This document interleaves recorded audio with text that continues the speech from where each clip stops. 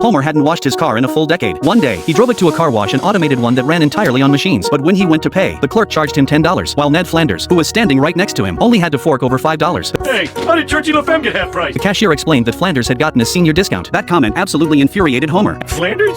Well, we'll see about that. At the church social that afternoon, Homer exposed Flanders in front of everyone. He ranted that the seemingly upright Ned Flanders was nowhere near as honest as he pretended to be, and spilled the beans about Flanders using a fake senior discount card to scam the car wash out of half the price. The whole congregation was shocked. Homer preened triumphantly, pointing out that senior discount cards were only for people aged 55 and over, and Flanders clearly didn't look a day over middle-aged. With no way to hide it anymore, Flanders reluctantly admitted that he was actually 60 years old. This revelation left everyone even more stunned, and they bombarded him with questions about how he'd managed to stay so youthful looking. I just follow the 3 C's: clean living, chewing thoroughly, and a daily dose of vitamin church. You've never licked maple syrup off your lover's stomach? The question threw Flanders into an existential crisis. When he got home, he deliberately messed up his neat beard, but his family didn't find it the least bit amusing. Just then, their neighbor Homer was standing on his roof, grilling barbecue over the chimney.